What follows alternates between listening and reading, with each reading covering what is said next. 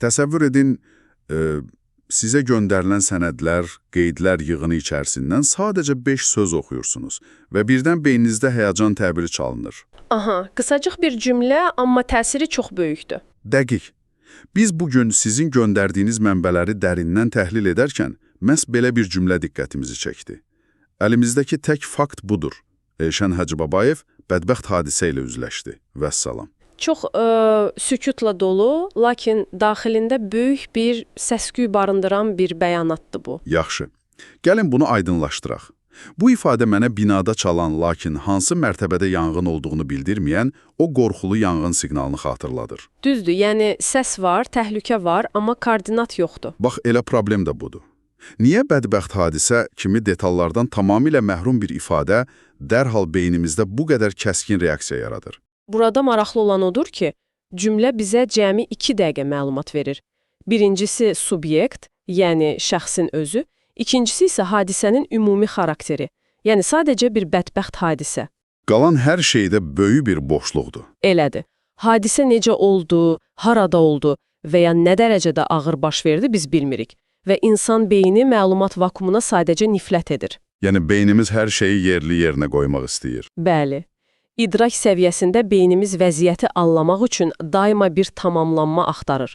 Bizə bir hekayənin yalnız başlanğıcı verildikdə, sistemimiz qalan hissəni öz təxəyyülü ilə hörüb tamamlamağa məcbur qalır. Gözlə, mən beynimizin o boşluqları doldurmağa çalışdığını başa düşürəm. Amma mənim anlamadığım bir şey var. Buyurun. Niyə məhz ən pis ssenari?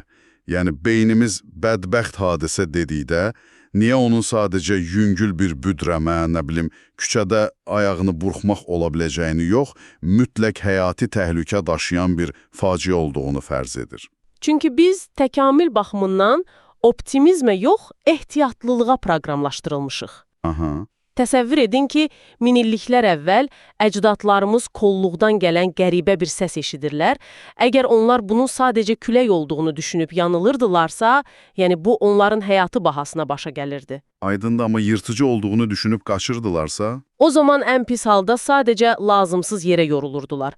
Buna görə də bugün beynimiz naməlumluqla üzləşdikdə amigdala, yəni bizim o əsas qorxu mərkəzimiz dərhal aktivləşir. Vay, deməli bizə kifayət qədər məlumat verilmədikdə bioloji sistemimiz ən pis variantı hesablayaraq bizi sağ saxlamağa çalışır. Tamamilə düzdür. Deməli, məlumatın qısalığı və çatışmazlığı əslində dərk etmədən təslim olduğumuz manipulativ bir gücə çevrilir da.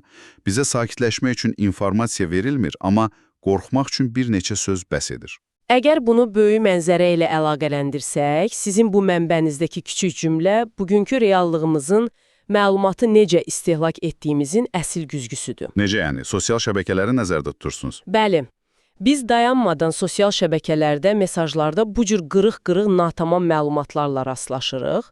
İnsanlar çox vaxt sadəcə başlıqları oxuyub keçirlər. Elədir, heç kim uzun mətnləri axıra qədər oxumur. Bax, bu informasiya vakumu beynimizin hər dəfə ən pis ssenarini uydurmasına və fərdi səviyyədə daimi bir daxili panika halında yaşamağımıza səbəb olur.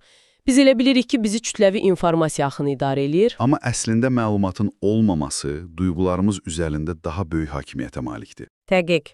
O yarımçıqlıq sistemi daha da kəskinləşdirir. O zaman aydın olur ki, sistemimizə daxil olub həyəcan siqnalını yandırmaq üçün heç bir xüsusi təfərrüat lazım deyil. Bəs bütün bunlar nə deməkdir? Bu o deməkdir ki, qısa məlumatlar təfərrüatlara ehtiyac duymadan belə ən güclü xəbərdarlıq funksiyasını yerinə getirir. Düzdür. Elə isə sizi bu düşüncə ilə baş-başa buraxıram. Növbəti dəfə kiminsə bədbəxt hadisə ilə üzləşdiyinə dair heç bir detalı olmayan belə qısa bir mesaj və ya xəbər oxuduqda bir anlıq dayanın. Öz daxili reaksiyanızı müşahidə edin. Bəli, düşünün. Beyniniz avtomatik olaraq ən pis ssenarini uydururmu? Və əlimizdəki məlumat qıtlığı əslində bizim reallığı necə qəbul etməyimizə necə təsir göstərir? Bəlkə də əsl qorxduğumuz şey faktın özü yox, beynimizin o qaranlıq boşluqlarda yaratdığı illüziyalardır. Növbəti dərindən təhlilimizdə görüşənədək.